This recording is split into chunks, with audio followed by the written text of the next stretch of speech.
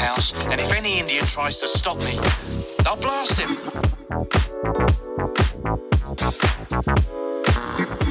You know, the only thing more pathetic than Indians on TV is Indians watching Indians on TV. Hey everybody, it's Ian, back again for another episode of Native Film Talk.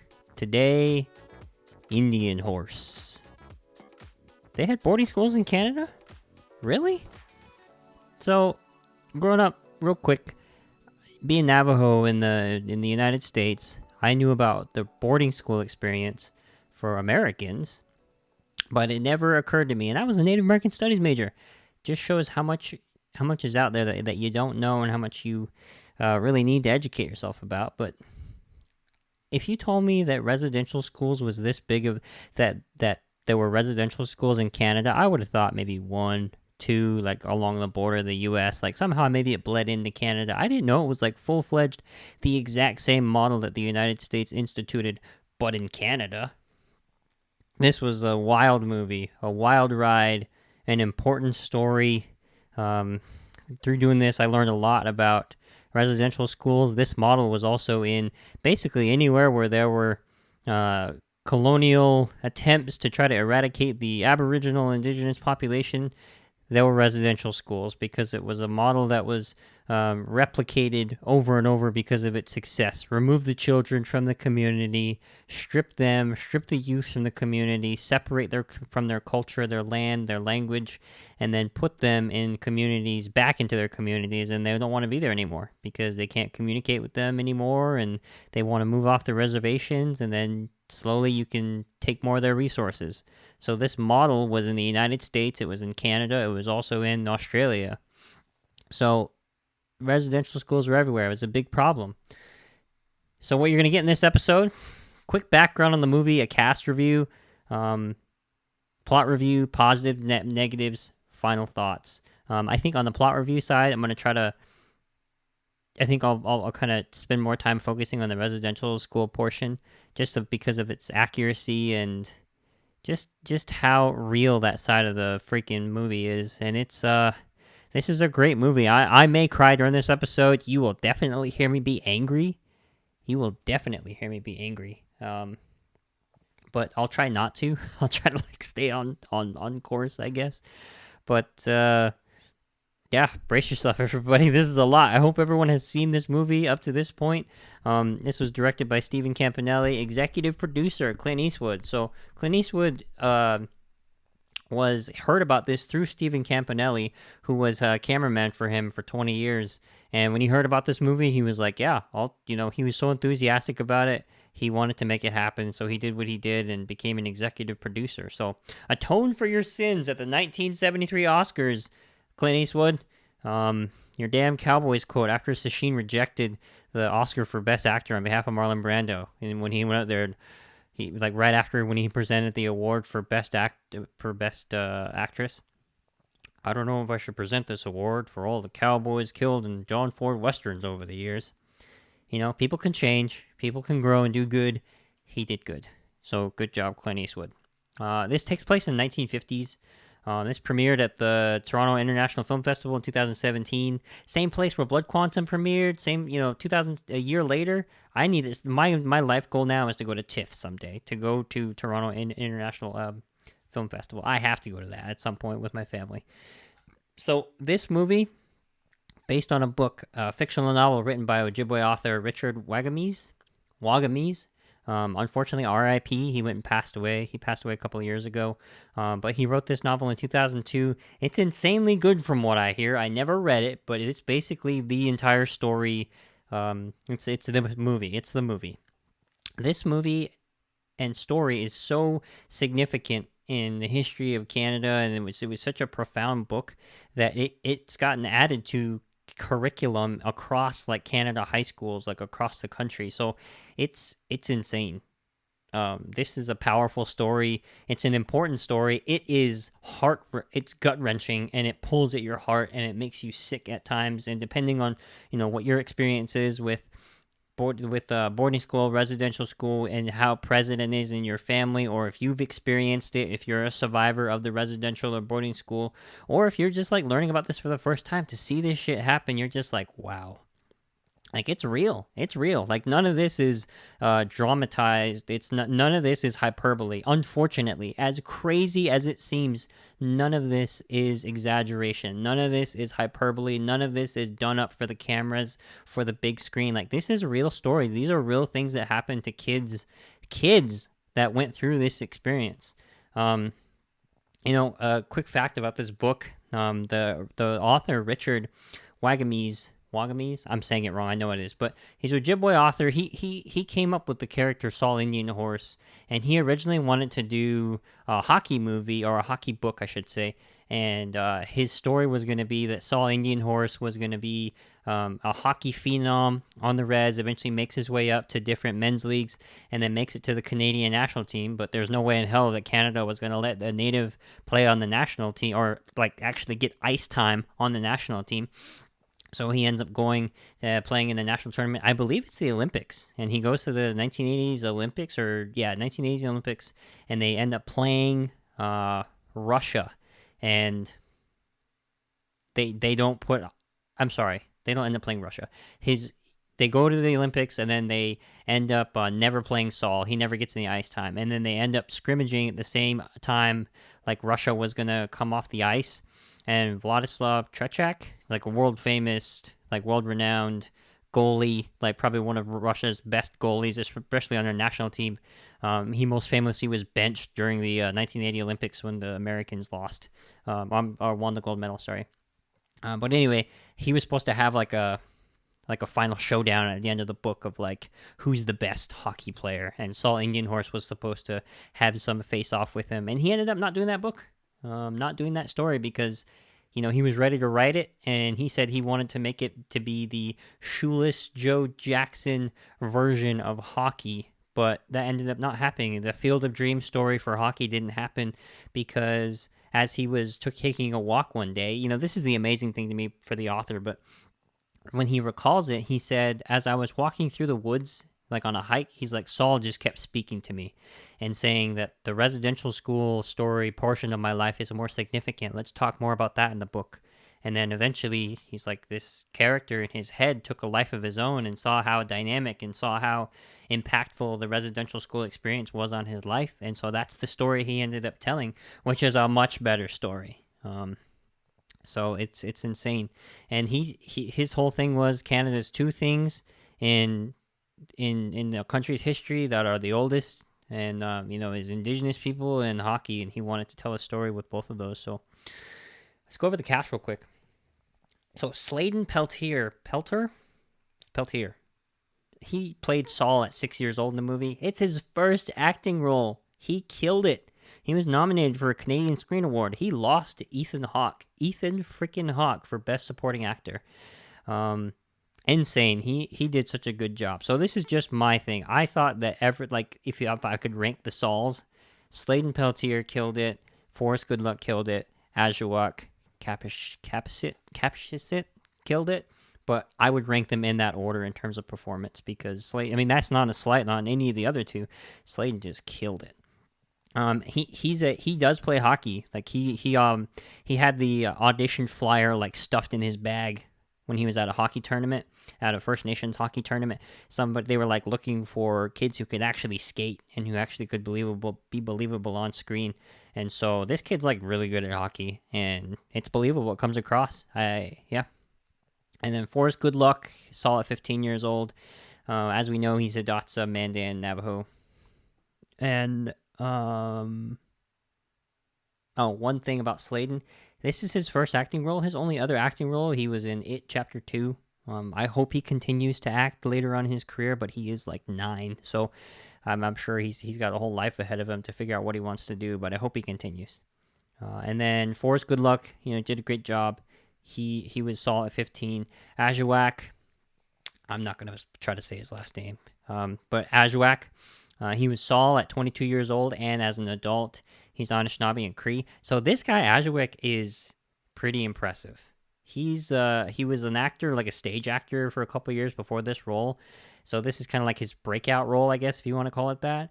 But also, he is a trained linguist. No joke, he's a trained linguist. Like, he went to college, graduated with a bachelor's degree in linguistics, and is works as a focuses on like language revitalization and documentation. So this guy's impressive. He's Anishinaabe and Cree. This guy is something else. Haha, something else. Anyway, and then the guy. Then I'm gonna go through kind of the non-natives. Michael Huziman, whose father Gaston. Fuck that guy.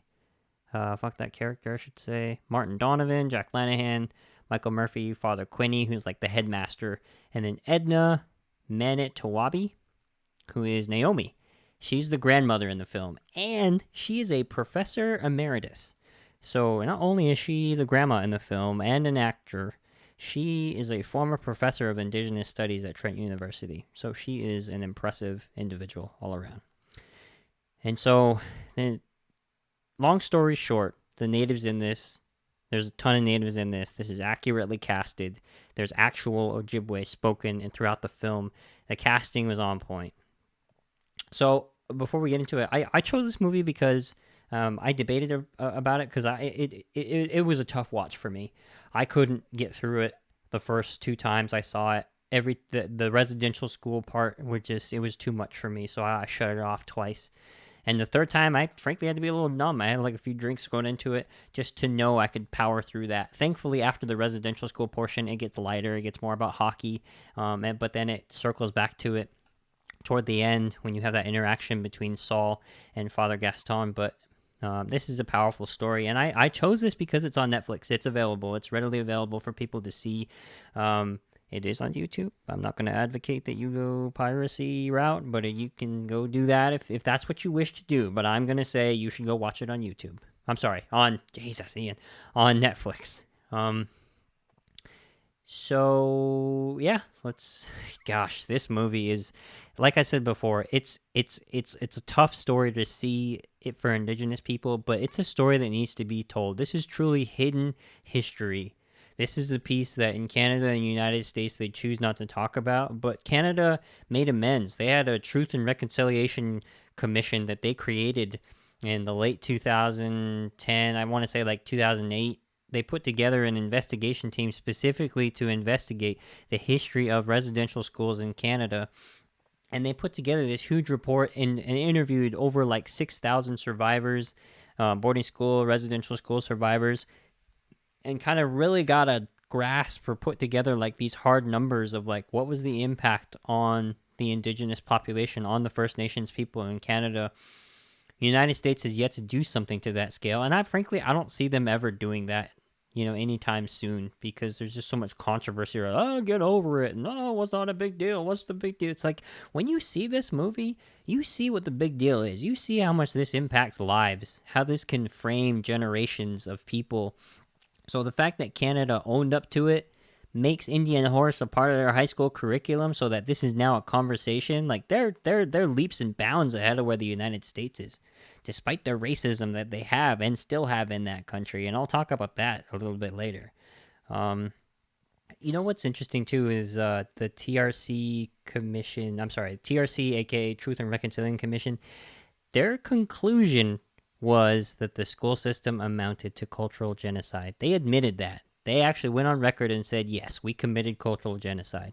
The United States still has not done anything to that regard, where they admit that their actions contribute to cultural genocide and use that strong of a term. So good on you, Canada, aside from your blatant racism that you still have with the sport of hockey. So let's go ahead and let's jump into it. There's a lot of things I want to say, but as we get through the plot, I think I'm just going to end up saying it. All right, well, let's go ahead. The movie opens up with a statement: in the loving memory of Richard Wagamese, your words, your voice, our honor, our and privilege. Next statement is about residential schools. In the early 1800s, the Canadian government took action to control all aspects of life for Indigenous peoples. These policies allowed the government to forcibly remove Indigenous children from their families. The children were isolated in church-run residential schools designated to destroy their traditions and assimilate them into the dominant Canadian culture. This film is dedicated to survivors, their families, and all Indigenous peoples whose strength and resilience keep their cultures alive despite the devastating trauma caused by the residential school system in Canada. So then we open up as Saul as an adult, and he's in this therapy session, in this healing circle, and he's encouraged to tell his story, which takes him back to the beginning of the movie, where Saul is in Manitoba with his family. He's going down a river. We just learned that Saul is with his mom and dad, grandma and brother, and his brother had just fled the residential school himself. He was in there and he escaped, and now they're on the run trying to get away from the white agents. And so they're trying to head north to God's Lake. Well, they head north to where the grandma's ancestral homeland, their relatives are from, and they're at God's Lake in Manitoba. And the beautiful thing I love about this opening sequence is everything is in Ojibwe. You know, it's obvious that, Slade and Saul can speak Ojibwe. The grandma speaks Ojibwe.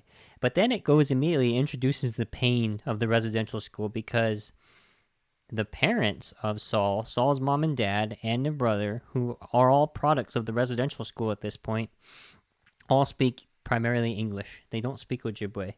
While they understand Ojibwe, they respond back in English. And you can see already that's a prime example of the cultural divide, the spike that was driven in between families. Even someone as young as Saul's brother, who's already, who's just a child, he goes home to a family maybe that has also been through the residential school or was not.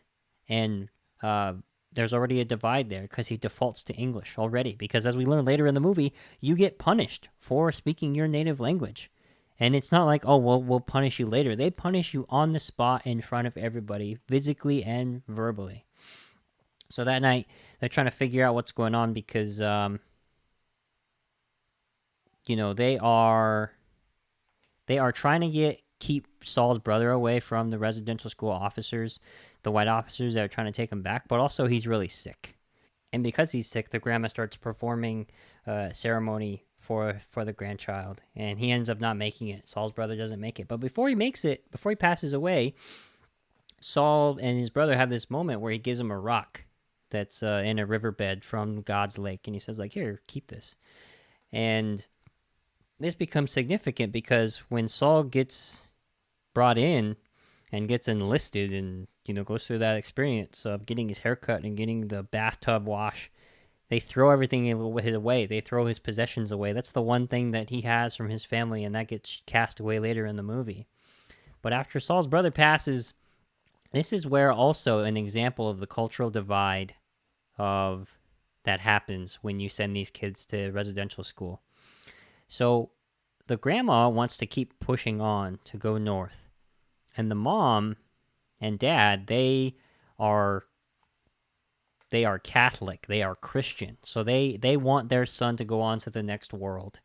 They want they want to ensure that he's in heaven. So they want to go back into town and go see a priest.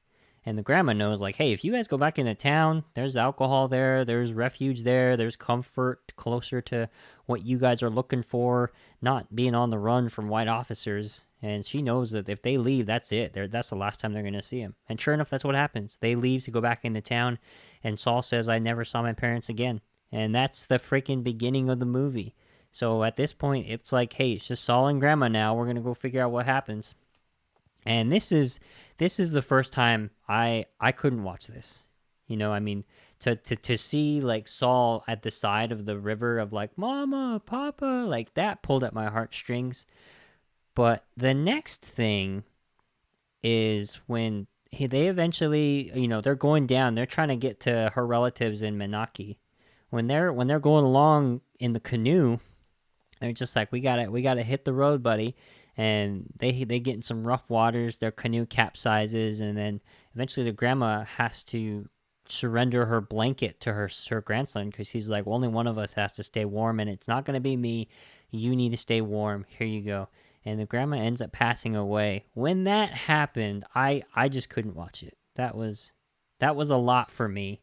Seeing the grandma pass away, seeing the grandma, him just like standing there holding his grandma's dead body, and throws the blanket over them, and then he's cuddling with his grandma because that's the only family he's got left. Then the white officers come and they just leave the grandma there. They pull the blanket off and, come on, let's go, you gotta get out of here. He gets chucked into the car, and he's like staring into the back of the vehicle window and driving away, and the lasting image that he sees of his grandma is that rushing river, and he's just, that's it. She's just left on the side of the road, and I couldn't do it. I shut it off. But, so as soon as Saul gets to the residential school, it's St. Jerome Indian Residential School, the quote-unquote purification begins.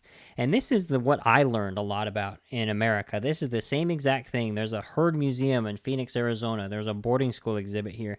And this is the exact same thing that would happen in the United States with boarding schools. They would bring them in, strip them down, take all their possessions, and this is very akin to like prison. If you've ever seen any movie, documentary, anything on prison, this is exactly what they do to let you know, like, hey, these walls are to keep you contained. These walls are where we strip you of everything because you are a criminal. And in this case, you are Indian. And so they see that rock, they take his clothes off, rip his clothes off, and then one of that rock that his brother gave him comes flying out and goes like rolling across the floor, and he catches it. He's like, no, I need this rock. My brother gave it to me. And they're like, nope, sorry, kid. They just no regard to anything about, well, what's going to help that kid? What's going to help him cope being away from his family? Nope, none of that. It's give him a bath in scalding hot water. This scene's rough because I imagine my grandparents, my aunts, my uncles going through this, and I'm just like, fuck. Because it's just like they give him violent scrubbings in the bathtub. And that wasn't so bad, but man, when they got to Saul's hair, when they cut it, like this actually happened. So two things. This is terrible because this happened to every native boy, to white people, to colonial culture. Boys should not have long hair. Boys you should see their ears. It should be, they should have short military style haircuts. And that was what they wanted to do. So for native cultures, like you grow out your hair and you cut your hair for mourning. Not every native culture, but that's kind of what you do. There's a lot of, our culture is tied to our hair.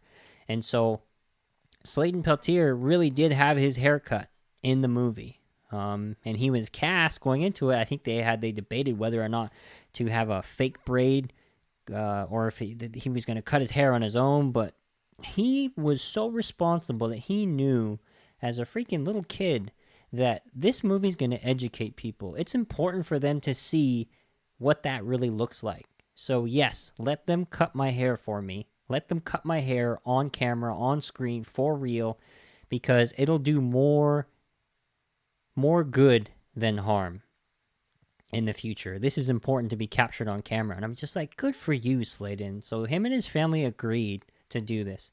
And I'm sure this was heartbreaking to do on camera.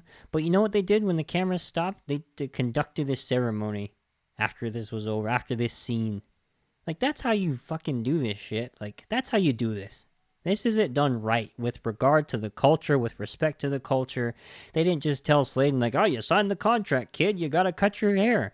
Like, they made sure he was okay with it before they did it. Like, that's the difference between when indigenous people are running the show instead of other people that have no regard, no respect, no understanding of the significance of things like this.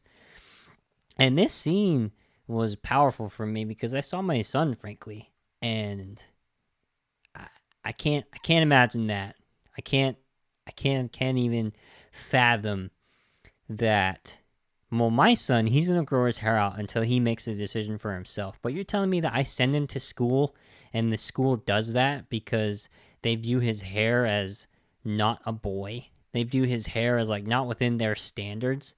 If even my son went home one day and came home and his hair was cut, I would mourn. I would bawl my eyes out. And I would hate to see what my son would have looked like to see his haircut because he knows how we raised him to, cherish his hair, value his hair. My wife would be an absolute mess, my entire family, because that's his identity. That's how he recognizes himself when he looks into the mirror. And I would be looking to, like, take lives. Not just hurt someone, like, take fucking lives. And that's just one thing, just one piece of cutting his hair, not the entire experience where you remove him completely from my home and put him in a residential school and physically, mentally, sexually abuse him. Like, that's... And you know what's messed up? In America, I can only speak for America, this still happens today. There are still school systems in America that require boys to have short hair. Girls need to have long hair. Girls are allowed to have long hair, but boys can't have short hair. So there was a story in Texas, I believe. That's what it was. A Navajo boy, specifically in Texas, was sent home and required to cut his hair because he didn't meet the school district's dress code requirements. And it's obvious this crap still happens today. I mean, he eventually was allowed to keep his hair, but his family had to go through the trouble to provide official documentation that it was part of a quote-unquote religion so they could override their school policy. Fuck you, Texas school district. Are you kidding me? You need to provide... So, I don't know what documentation this Navajo family provided, but it sounds like they did. Good for them. But for native cultures in general, we're not going to have, like, written... I mean, even that policy in itself is geared toward, like, colonial culture. Like, that's not... Like, we have oral traditions. We're not going to write things down. We don't have, like, congregations and boards and, you know, bishop societies and all this other stuff. Like, we don't have any of these things. Like, if it's a part of our culture to keep our hair long because it's a part of our culture, that's what it is. It's you know, you'll call it a religion, but that's not what it is. It's a life. It's a way of life. So this stuff still happens today, and I think that's what frustrates me. You know, if that happened to me, I would disenroll my son that day. But these kids, they had to go through it. That was like day one of their experience at this school. After they cut his hair, they're thrown in front of the headmaster of like, here's your presentation of your civilized natives, you know, but give them your message of like what we plan to do here. And Saul was taught English by his mom and dad because his parents went through residential school, and he's standing next to his friend Lonnie, who is a through character in this movie. And when they hear Saul is his name, Saul Indian Horse, they're like, "Oh, Saul, that's a good Christian name. Your family named you right." And then when they go to Lonnie says, you know, "My name is Lonnie," and they don't like it because they're just like, "That's not a Christian name. That's not a white name. What kind of name's Lonnie? Your new name is Aaron." And he doesn't understand English. And Saul Sladen has to translate to him in Ojibwe to tell him, your new name is Aaron. And he's just like, he gets visibly mad. And he's like, my father's name is Lonnie. I'm not going to change my name. You know, like my father's a trapper. My father's a great man. I'm not going to change my name. And the head priest responds and says, "The Lord God is your father now. Your human father has nothing more to offer you." At this point, I wish it was hyperbole. Like, I really wish that wasn't real. But it was. You're doing this to children. To children. You know, this isn't hyperbole. I think that's what made me just sick. At this point, this is where I turned it off the second time. Because the priest tells him that he needs to teach him English because that's the only way he'll be able to succeed in the world. And then Lonnie tries to run away. And he's grabbed and, you know, basically bent over the front of the table and whipped by the nun right in front of him. And Saul is just standing there like, where the fuck am I? You know? And at that point, that's where I couldn't do it. You know, actually, no, it was this next scene. The next scene is when they go to like their barrack-style dorm room, and they're woken up by like a freaking ringing bell in the morning, and it's discovered that one of the boys had wet the bed, and he's just like, "I'm sorry, father." And that dickhead father went and grabs that head, the back of the head of that boy, and shoves his head into that piece stain in the mattress, and he's like, "You're disgusting. Look at this. Look at this filthy mess you made." I mean, Jesus, really? You're going to do that to kids? I mean, that's going to make him worse, you know?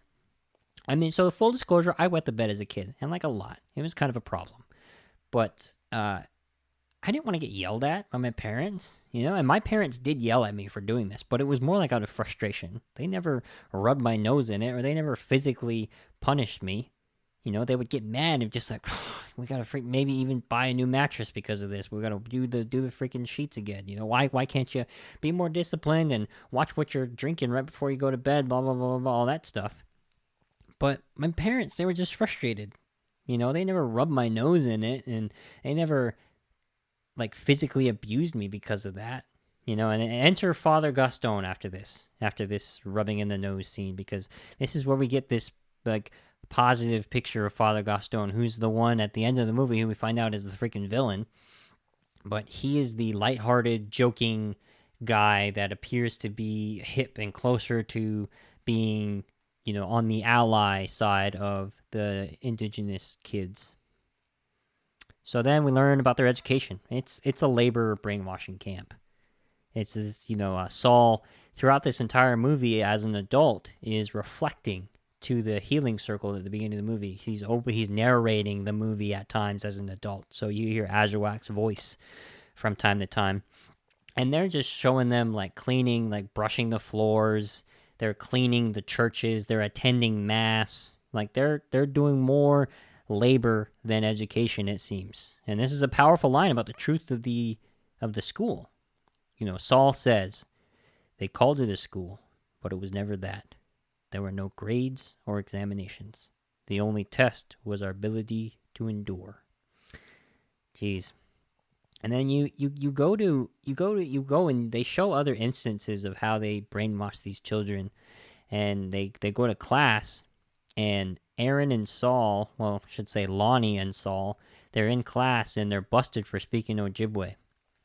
And the nun stands Lonnie up and says, and I quote, "The good God gave you his mouth, this mouth. He gave you language. It is a very grave sin to corrupt these sacred gifts with falsehood and deceit." And then grabs Lonnie and shoves a bar of soap down his throat in his mouth and sends him out of the class and basically sends him to the head priest, the headmaster's office. And then who knows what the hell he was going to do to him there. But it's insane to think that this happened to generations of kids in Canada, Australia, and the United States. And not like hundreds of years ago.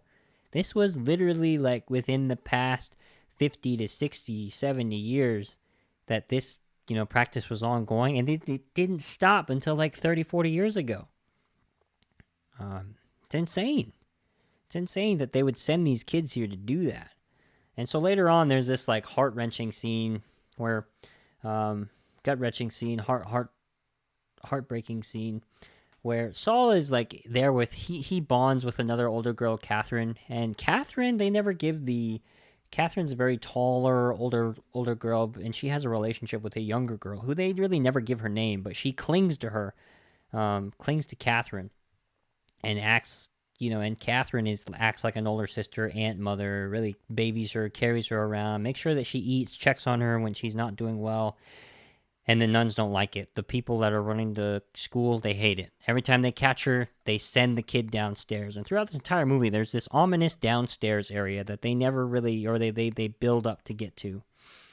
And eventually, during a recital of "Oh Holy Night," this is where we see the truth of these cages that they put these kids in. So Catherine, Saul's friend, they were outside seeing that Father Gaston had started setting up a hockey rink. And so they were all going to investigate. And that little girl who gets put in the cage, she goes over to Catherine and, really clinging on to her. And she gets picked up by Catherine.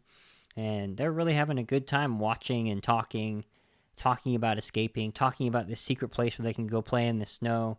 And then the nuns send her down to the cage because they're like, "Hey, what did we tell you about clinging on? What did we tell you about speaking your language? What did we tell you about, attaching yourself to other people? You're better off being by yourself."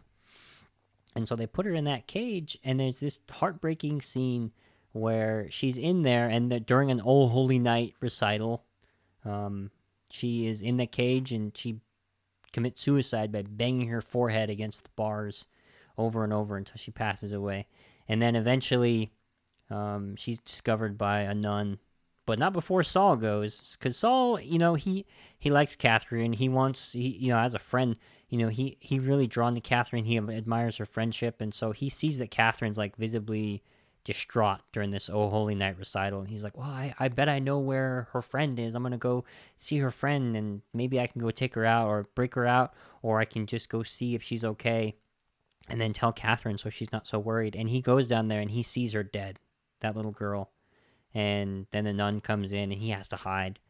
But it's crazy because the next scene, they just show her being cremated in the ground. They have this cheap, like, welded barrel looking thing, and they're just like burning it in place in the snow right outside the school, in view shot of a window. And they just put like this cross with no name, no demarcation of who's there. And they have multiple crosses in camera shot to show like, hey, this happens all the time. We don't have, we just put a wooden cross in the ground because that's how we commemorate, the Indian kids that die here. And so it's rough. Can you imagine? It hurt me to think that, like, my grandparents and my aunts and uncles, when they just say boarding school, like in their past, granted, it wasn't all like this.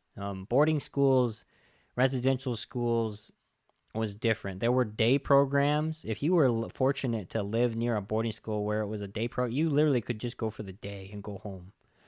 But if there were instances where the United States and Canadian government knew that when they were setting up these residential schools, they're like, we need to set these things up in Carlisle. We need to set these things up in the Carlisle Indian School, the St. Jerome Indian School. Like, we need to set these things up far away from their community.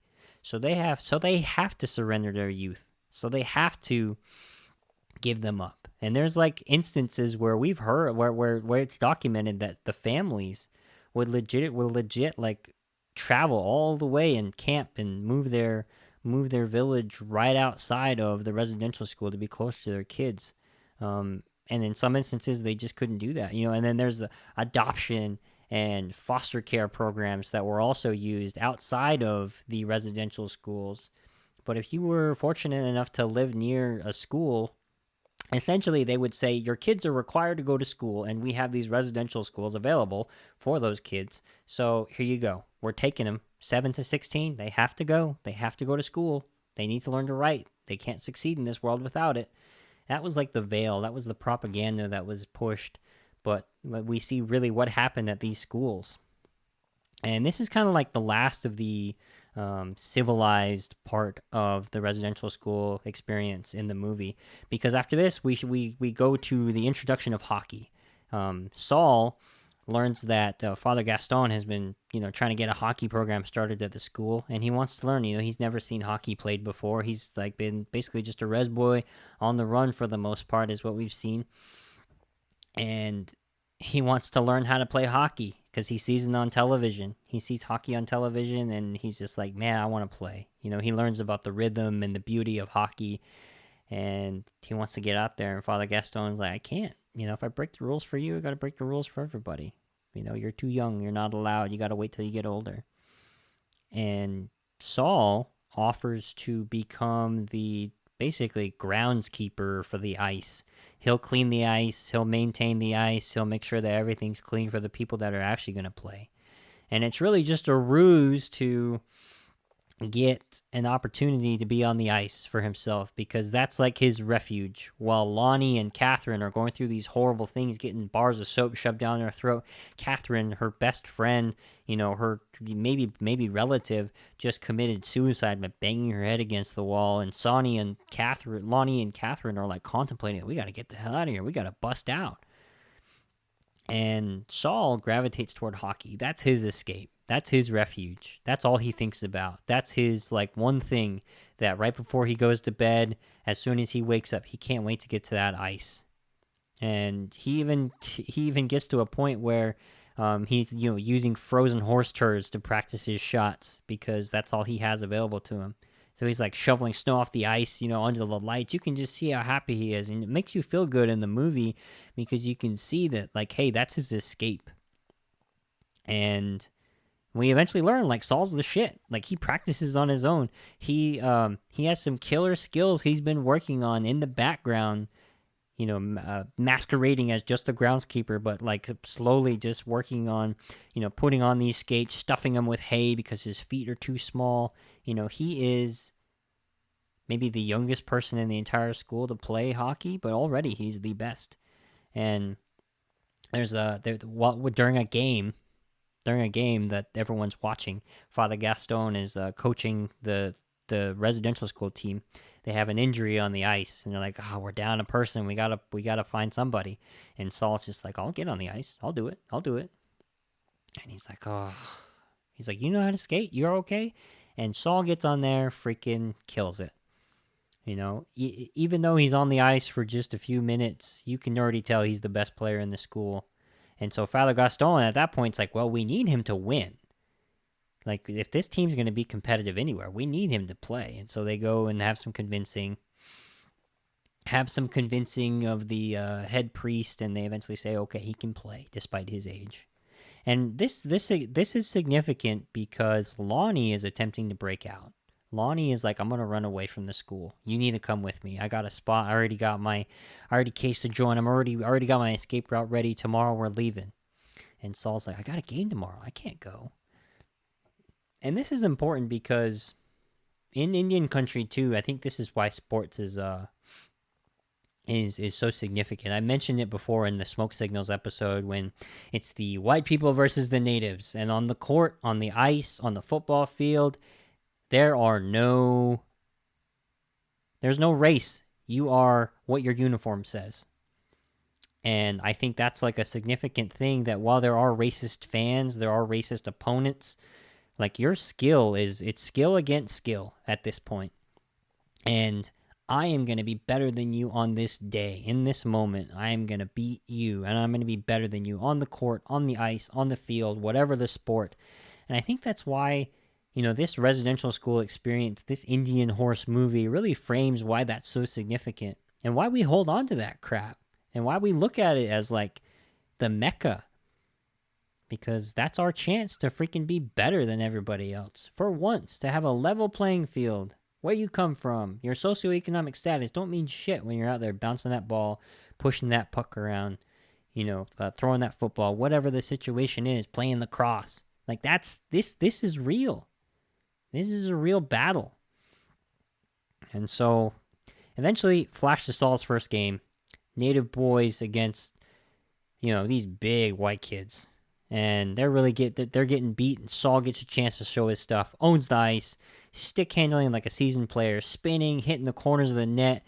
He's just killing it. And we learned that Saul has been practicing this entire time, shooting horse charges on the side of a tin shed. And he's been, tying shoes to the corners of the nets and trying to play hockey and shoot to try to get his aim right.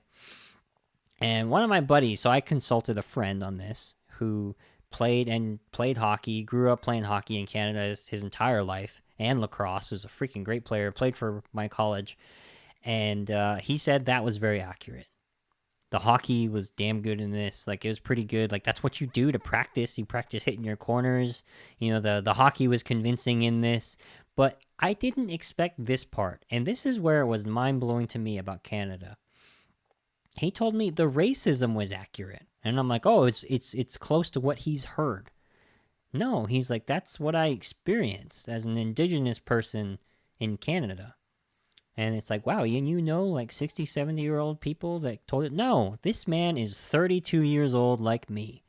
And he grew up in Canada, had those same exact slurs thrown at him, playing against white audiences. And this is where, in this process of this movie, I'm getting sidetracked because this is aside from the plot, but Canada has a very long history of racism with respect to hockey, with respect to indigenous people as a whole. I get sold.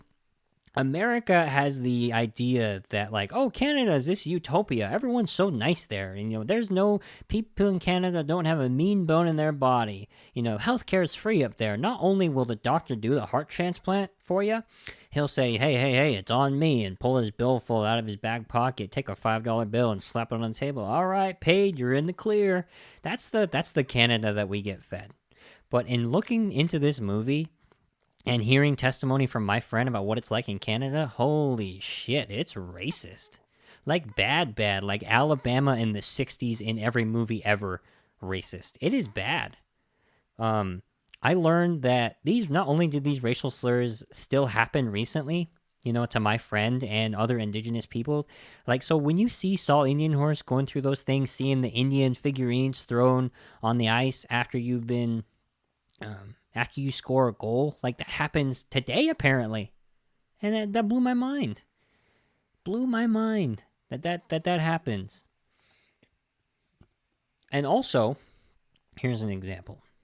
So there are people of color in the NHL who experience this level of racism still today. If you are a person of color playing hockey in Canada, you probably get shit on like crazy. PK Subban and Wayne Simmons, they're both black hockey players in Canada. And when racism comes up, they're just like another day. It's just another day.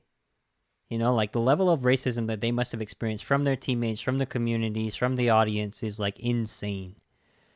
In 2011, during an NHL hockey game, the Flyers were playing the Red Wings. Wayne Simmons is a black player. He had a face-off. So at this point, the ice is cleared. It's just one person, one-on-one, mano-a-mano. He is just trying to shoot out with the goalie. So Wayne Simmons takes during a 4-3 exhibition shootout loss, he takes he takes the puck and he eventually scores on the goalie. When he scores on the goalie in the shootout, somebody threw a banana on the ice because he's black. No joke. 2011 at an NHL hockey game in Ontario. And I learned, God, this is, so one other thing, this is how racist Canada is. Starlight Tours. This shit was crazy. In Saskatoon, so for those of you listening, please Google Starlight Tours Saskatoon, and your jaw will hit the floor. In Canada, there is a practice in this small town, in Saskatoon, from like the 70s up until arguably now, where this is done by law enforcement. When there are drunk Indigenous First Nations people there in the middle of winter, they will, no joke, load them up into the squad cars, take them outside of the outskirts of town, strip them down butt naked, usually physically beat them, physically assault them too along the way, and then leave them in the middle of the winter, in the middle of the harshest winters in the world, knowing that they're going to die. Like, this is just condoned murder. And it's done by law enforcement, and it still happens, and people don't get convicted in Canada. Like this still, please Google Starlight Tours Saskatoon. If you take nothing from this episode, open your eyes. Like there's a lot of stories that need to be told about the Indigenous experience in Canada and North America. Indian Horse is one of them. But there's also other experiences like that, the Starlight Tours, all that crap. That shit needs to be brought to light. Okay, Indian Horse. I got sidetracked. I'm incredibly sorry. So then we flash to Forrest Goodluck. So Saul is killing it. He starts playing hockey with the residential school team. Enter Forrest Goodluck as Saul, 1968. Continues to be a beast on the ice. And really at this point, I'm kind of going to blow through the rest of this plot, because the focus is hockey and focus is racism that he experiences as an Indigenous person. But the important part is when he becomes Forrest Goodluck, when he turns 15, when he turns in 1968, he is allowed to leave the residential school to go to a better school where he can play for a league, a men's league, the Moose. And there is a person... There's a person that Fred Kelly that wants him, who's the coach of the Moose, that wants him to play there. And we learn that hockey is like the life for him, for the natives in that area, or for Fred Kelly, the Moose's team. Even in 50 below zero, these are all outdoor rinks. They don't play in indoor rinks. They'll come out and support the hockey teams. So he's there to recruit Saul, but more importantly, he's there to become his legal guardian. So he can leave the school, head off to live with them. No more boarding school life for him. So then he accepts it. He leaves. There's a bit of a controversy with him leaving because they want him to stay, obviously, but he ends up leaving. And so flash to the Kelly's house in Manitowaje? Yeah. AKA the Cave of the Spirit. So this is where Saul finds his new home. This is his first time he's ever had a family since his original family left. There's a freaking hockey rink in the backyard. He's got his own room for the first time in his life. They travel to tournaments all over the territory and are killing it. Nothing but res, looking outdoor rinks, and it's awesome. They're killing it. They're winning a little bit of money here and there. And then so they like, hey, we got to really capitalize. We can beat up on these other res teams, great, but we really need to play some like more advanced people. So they go and play the Johnson Mill Chiefs. Team of white dudes, of course, right? Chiefs, team of white dudes. But this team has money, so this is the next level of exposure for the team because they moved to a big division. Now they're playing indoors, so there's no more natives in the stands. It's all white people now. They're not getting the crowds that they had before. This is where the discrimination really starts to show. Before this, there were some small jabs, small instances of racism, but once they got to the indoor arenas where it was primarily like white audiences, that's where this was like, geez, this is bad. But Saul still excels, and they end up beating that Johnson Mill team.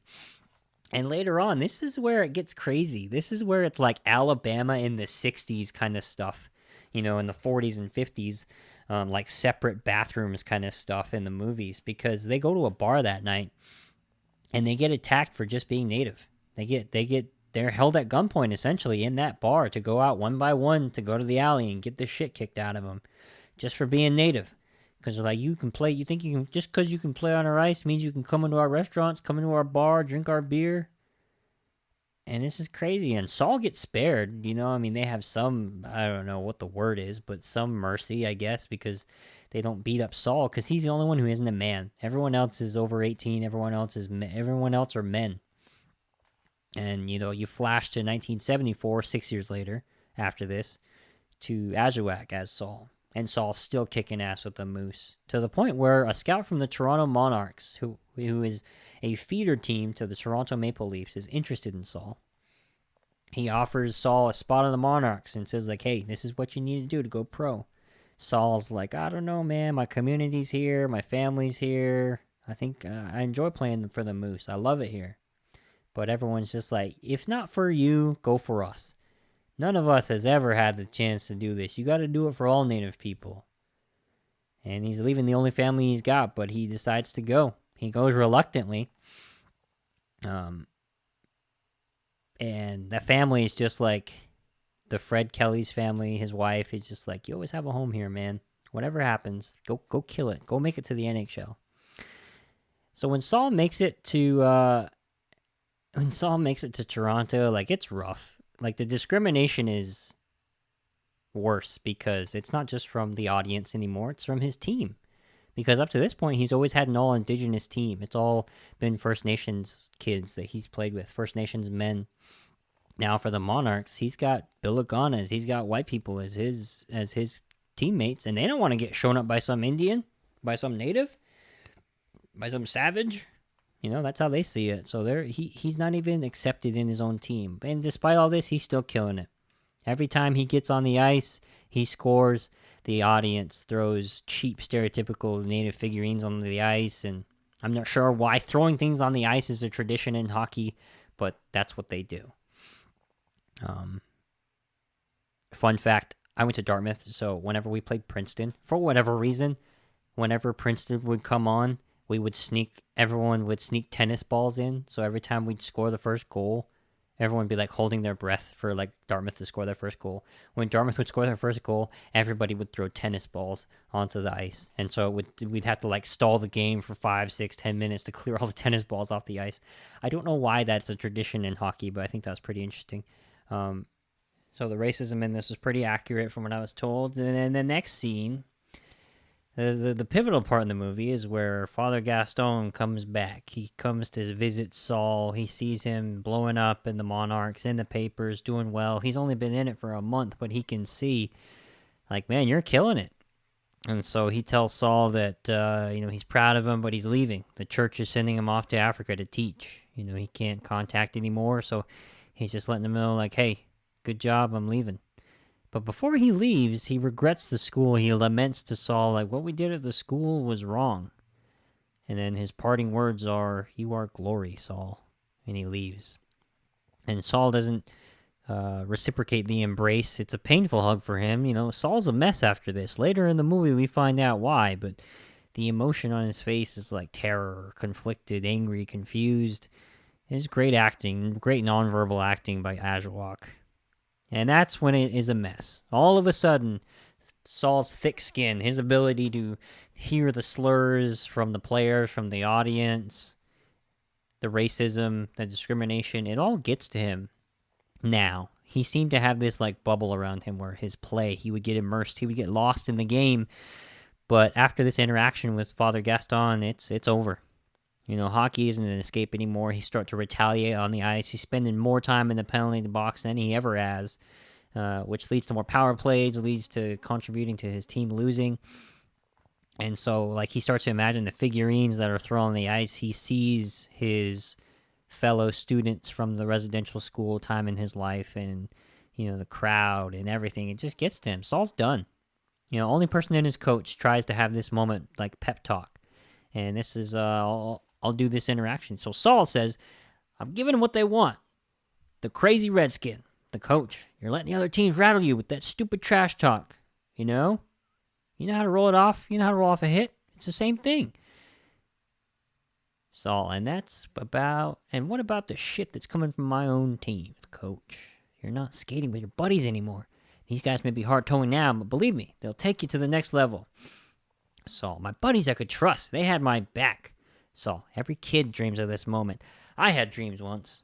I don't have them anymore. Coach, Saul, listen, I know it's not easy, but if Reggie Leach can do it, you can too. I promise you, you'll get through this. Everything changes. You're going to make it to the show. Then you'll be a role model for your kind. My kind? Yes, an inspiration. You don't know a damn thing about me. All I need to know is you got a gift like no other.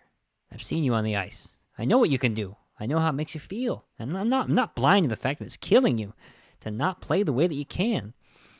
You got no idea what kills me or my kind, do you? Listen to me, Saul. It's all sitting right there for you. This is your way out. This is your way to a better life. Then Saul closes and says, there is no better life for me. There never will be. He walks off, and that's pretty much it for Saul. After this, he spirals. He goes from job to job, takes up drinking, and he narrates what happens. He's like wandering the streets, passing out, drunk, walking alleys, and I quote, I became a wandering nomad with my eyes on distant hills. I covered long charcoal stretches of highway, like a river bearing me somewhere beyond all recollection. It was a dim world, and I felt dead inside, beyond thinking, beyond emotion, beyond hope. You drink down because after all the roads you've traveled, that's the only direction you know by heart. During this narration, he runs into Lonnie. You can see the impact of the residential school on Lonnie. During earlier in the movie, when Saul finally gets to leave and get adopted by Fred Kelly and his family to go play for the Moose, he walks by Lonnie, and Lonnie's just like, I want to go home.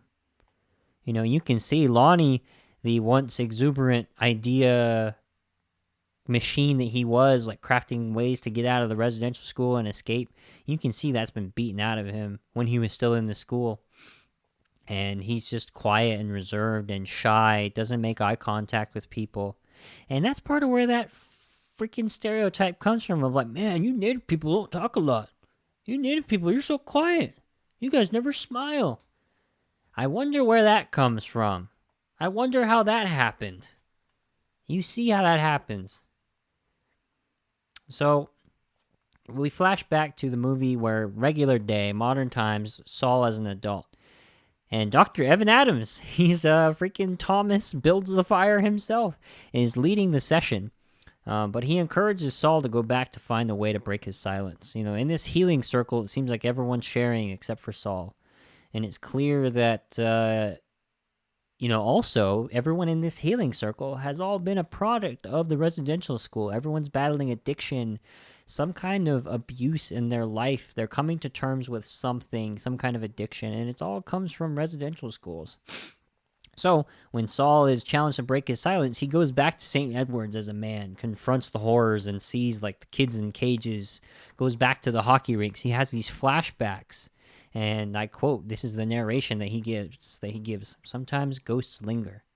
They hover in the furthest corners, and when you least expect it, they lurch out, bearing everything they brought to you when they were alive. And that's where we come to find out the big reveal that Father Gaston would sexually assault Saul when they were alone. As a kid, this is when the Slate Pelter scenes, when he would take him behind, he'd be like, "Hey Saul, what are you doing?" Would look around and find when he was shooting horse turds to the side of the shed, that he would look around and see there was nobody there, and he would sexually assault him. And then you could see now that this Gaston character probably got shipped off to South Africa because he got exposed as a pedophile. And in the movie Spotlight, it sheds light on the real investigations in the United States that were really spanned worldwide, when there was this shuffling of Catholic priests and Catholic, I don't know what the word is, but Catholic people from church to church. They would shuffle them around once they would get, found out as being a pedophile, get ostracized by the community.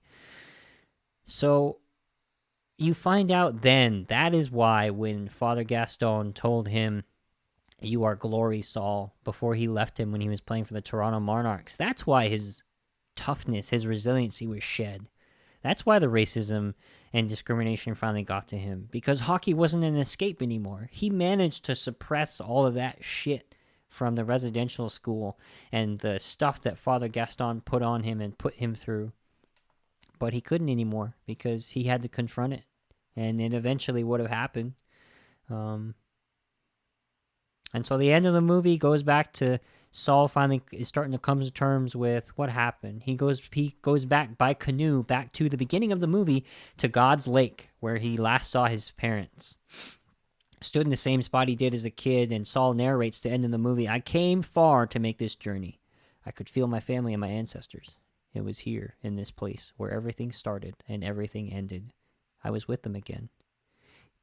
And then this is where he finds that rock that his brother gave him, that he threw away at the boarding school, that the residential school nuns and fathers chucked away like it was nothing. He looks down into that riverbed and he sees it at his feet. And then he starts to cry, and he realizes he's home. He's okay. He's going to be okay. And, he cries and has his knees in the water, and that's how the movie ends. And it's one last thing he talks about, his great-great-grandfather. One day, my great-grandfather, Shabugisik, walked out of the bush leading a strange black animal. Our people had never seen such a creature and were afraid. "It's a horse," he told him, "and it comes bearing great teachings. A thunder will crash through our hearts and minds, and we must learn to ride the horses of change. It is what the future asks of us. Our survival depends on it."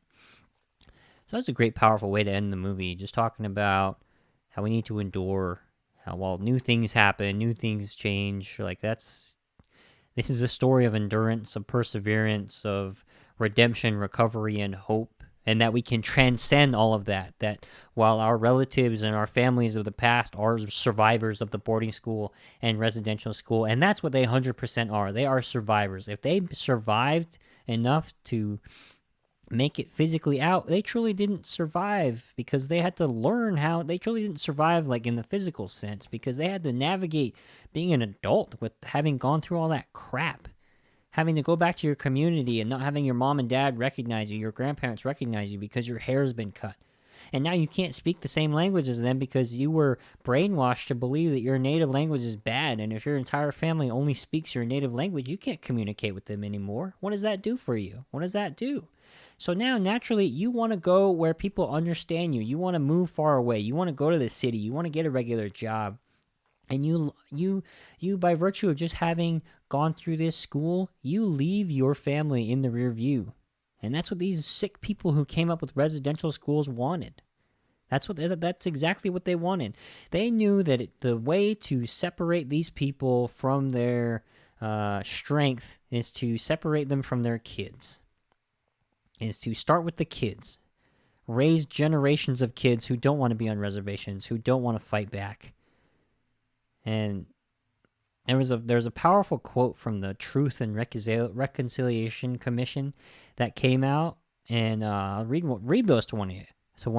I'll read that. For those who cannot imagine the impact that residential schools had on Aboriginal people, picture a small village, a small community. Now picture all of its children gone. No more children between 7 and 16 playing in the lanes or the woods, filling the hearts of their elders with laughter and joy. Imagine the ever-present fear of watching their children disappear when they reached school age. And that's from a survivor. Powerful. And these schools, they were kind of run by the church. And by the fact that 70% of them were run by the Roman Catholic Church, you know the history of the Roman Catholic Church with pedophilia and sexual assault. And these kids were vulnerable. They were removed from their families. There was the ripe, if you had sexual predators running in that school, like these kids probably had this happen all the time, unfortunately. And these are our ancestors. And that's why we talk about being like still being here. We're still here with such pride, because it's a testament to the strength of our people, but it's also a dark history that isn't told. And this movie was important to Indian country, but more important to everybody else, because Indian country, we knew about this. Maybe not to this graphic degree, and some people, like my family, didn't really talk about it like this. Like, they talked about residential school and they talked about certain things in their life, but they didn't go into this detail. So as the movie ends, there's a few stats that are dropped. Between the late 1800s and 1996, over 150,000 indigenous children were sent to residential school. Records show at least 6,000 children died while attending residential school. However, it's estimated to be thousands more. And then they talk about the Truth and Reconciliation Commission. We encourage everyone to open their hearts and minds to the suffering and pain upon generations of indigenous children and families at the hands of government-sanctioned aggressive assimilation policies. Truth and reconciliation requires active participation from everyone. And the movie ends. That's how you end a movie, Wind River. Wind Talkers. That's the difference between indigenous people running a show, running the movie, and not. You show hope, you show what's really going on, and you show how to go after it, how to look at the cause for what it is today, find more information. I encourage everybody listening, if you're still listening, it's kind of a long episode, I apologize. But if you're, please listen, go to the Indian Horse website, Indian Horse Instagram page. They have resources galore. Indian Horse website has so much knowledge there, talks about the history of residential schools in Canada, the history of like all the resources, the Truth and Reconciliation Commission document. It talks about the book, the contrast between, the truth between like what's fiction, what's truth. It is one of the greatest movie pages I've seen for like resources. There's a study guide, because this is something that is taught nationwide in Canada. There's study guides for the book. There's study guides for the movie on like, hey, here's an activity for you can, take this piece of the movie and go talk to your family. Here's some discussion points you should reflect on. Like this is next level stuff. This is important. So that is a positive. This is me jumping into the positive. This movie knows what it is. It's an education tale. It takes the time to try to like sit people down and say like, hey, I understand this isn't the most like sensitive way to bring these up, but the history isn't sensitive at all. The history isn't censored. The history isn't watered down. We want to show you what really happened and what you can really do to help the conversation moving forward, and acknowledge that acknowledge the survivors of residential school. So it's great. I mean, the fact that this is taught in curriculums, this is like a step in the right direction for Canada. Good for them for owning up to the history, to a time in their history. They have their issues like every country does, but as far as indigenous people, like to have a generation of students across the country that will learn about the residential school experience, like that's a win. And I in doing research for this movie, I was reading a lot of YouTube videos, or yeah, I was watching a lot of YouTube videos and forums and stuff, and a ton of people were like, "Hey, who's here because they got this for a school assignment?" Having a bunch of up likes, a bunch of, you could see like it's legitimately like Canadian kids like are watching this all over. So I love that the movie ends with real facts and real updates. Like it's not just and this atrocity still continues today. No one really knows how many Native kids were really murdered during their residential schools. And the movie would end. If it was a non-Native, a non-Indigenous storyteller, that's, in my opinion, that's how the movie would have ended. No one really knows the extent of the atrocities committed at the residential school. Fade to black, roll the credits. That would have happened. But this was great. They didn't do that. And from what I've seen, this was accurate as hell. The hockey, the residential school experience, the Ojibwe spoken, the experiences were real. This is great. This is, while it is a terrible movie to watch, not from a movie standpoint, but just like the story is it's hard.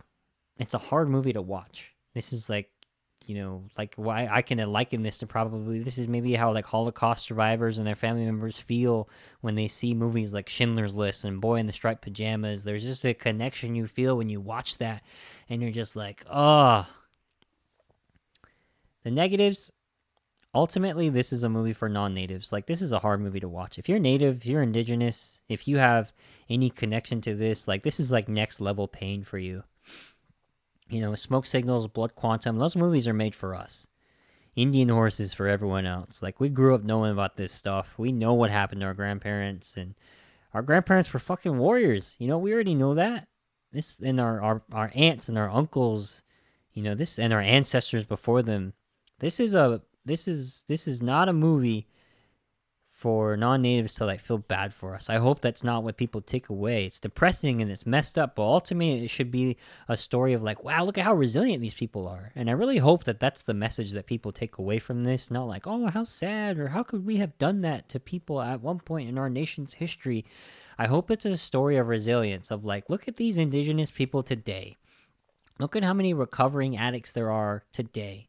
Look at how many people went on to like thrive after this. And despite people that didn't make it, that succumbed to suicide, that succumbed to alcoholism, that succumbed to addiction, look at the communities and how they embraced them. Look at the communities, how they took care of them afterwards. Look at how they banded around these people who experienced these things. For Native people, though, unfortunately, this is like a PTSD movie. If any of this would even remotely happen to you or your family members, like it's a tough watch. I know Native people that have seen this and they're like, I fucking hate that movie. And other people, they can appreciate the story. So it's hit or miss. Some people can't watch it. Like me, it took me 3 times to see this movie, and I ended up watching it through like 2 or 3 more times after that to like get everything in there. But yeah. So the final thoughts, I'll kind of run through this. We're over an hour on this one, but I'm glad the author decided to write this story instead. He wasn't going to write about residential schools. He was going to make it a Field of Dreams meets hockey story. I'm glad he didn't do that. When you look at boarding schools, the whole purpose of it was to kill the Indian and save the man. And in Canada, they had the exact same language. Just because it was it was a tad different, but the message was the same: kill the Indian, save the man. And the whole purpose was to remove them from their culture and language and make them quote unquote civilized. And it's fucked up to get you to think that adults wanted to do this to children. It's one thing when it's adult on adult crime, but when it's the most vulnerable in your population, children, like that adds another layer. And this is controversial what I'm going to say next. But it's unfortunate that this can happen for generations and nothing happens. Like, this really has to happen to like affluent people for it to matter. When you look at the Olympic scandal in America with the doctor who sexually assaulted all those gymnasts for all those years, like there's a lot of affluence in those communities. That guy got taken to the freaking stables in the courts, while people would have loved to see him like just shot in the freaking parking lot and beaten to death. Like he was persecuted. He was eventually convicted of his crimes and, called for what he is a freaking monster. But you have Catholic churches that did this for generations in poor communities. You had this happen to boarding schools for generations. And then eventually now you see the Boy Scouts with all that stuff coming up. Eventually, finally, people were able to bring that to light. Now there's lawsuits against the Boy Scouts.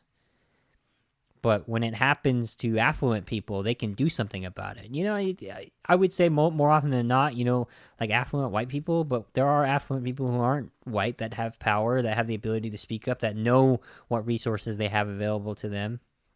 But in this case, these kids, they didn't have any power. They had no ability to cry for help.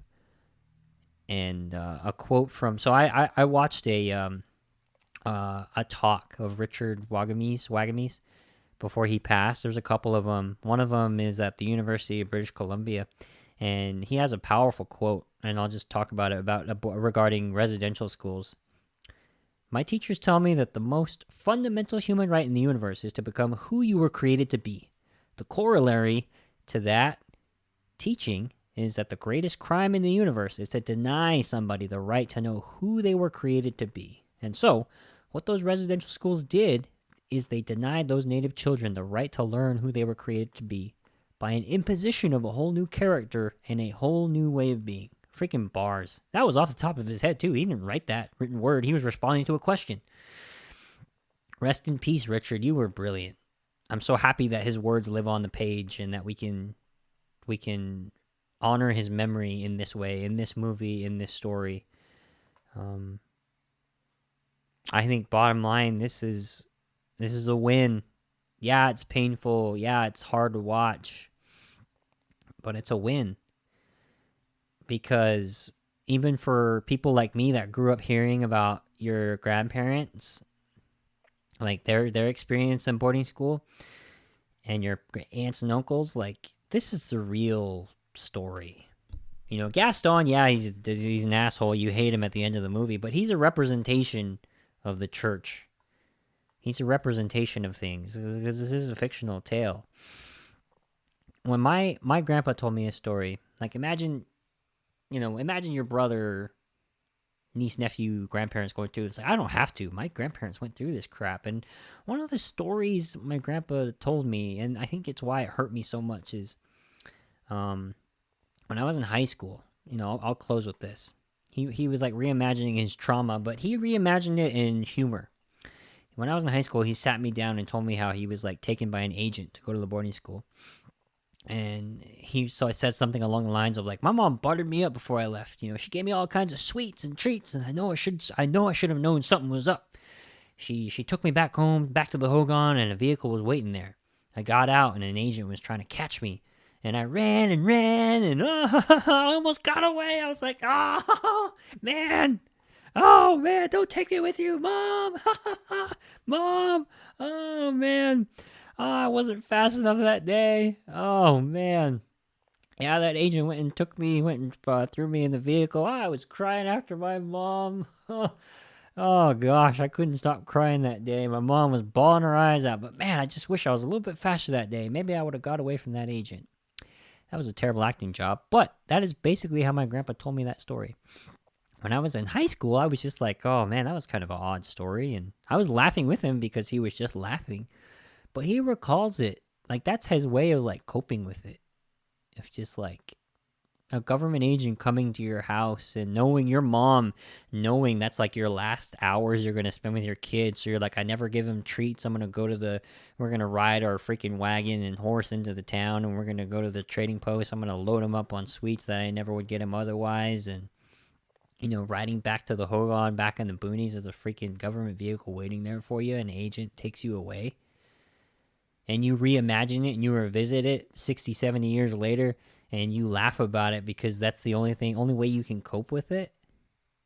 Jesus. And my grandma, I can only imagine. I mean, she was so sweet. She lived to be 110. I can only imagine what that's like. And this happened to generations of people. And not everybody went to residential school, not everybody went to boarding school, but in every single Native family, that's, you know, pretty large, I would say. Like we all know someone who went to residential school or boarding school, and they truly are survivors. So I'm really happy, despite its horror, that this movie exists. So will I show this to my son? Absolutely. It's important for him to know what his grandparents went through, what our ancestors have gone through to be here. While it's traumatizing, you know, there's a time and a place. I think maybe going through the book, and it helps that the freaking movie Indian Horse has great resources, has that whole website. I encourage everybody, go to that website, go to the Indian Horse movie website. Go look at that page. They have resources galore on how to have these conversations, because they know it's a freaking tough conversation to have. And there's going to be non-native people teaching this to non-native people, or teaching it to indigenous kids. Like, they have study guides and resources on how to do this appropriately, properly. So, yes. And for him to, for my son to be sitting there and having the choice to grow his hair, the choice to learn his language, the choice to be connected to his culture, is because our people fought and survived that shit. So, yes, this is an important story. This is important for everyone to see. All right, everybody. Well, I think that's going to be it for me. I don't have a whole lot more to say. This movie was, wow. It took a lot out of me to do this one, I think, and I'm looking for some levity. So next week I'm going to try to do something maybe a little more humorous or on the lighter side. We'll see. But I hope everyone's enjoying the episodes, what I'm pushing out so far. I'm really just trying to stick to one episode a week. And I appreciate everyone's support, continuing to listen. Thank you so much. It's always a good day to be indigenous. If this movie has taught us anything, these experiences, this part of history that's so dark, that is hidden at times, it's always a good day to be indigenous. You should look at back of this and be like, I'm so proud of my people to endure. I'm so proud to be Navajo. I'm so proud to be here. Y'all have a good one.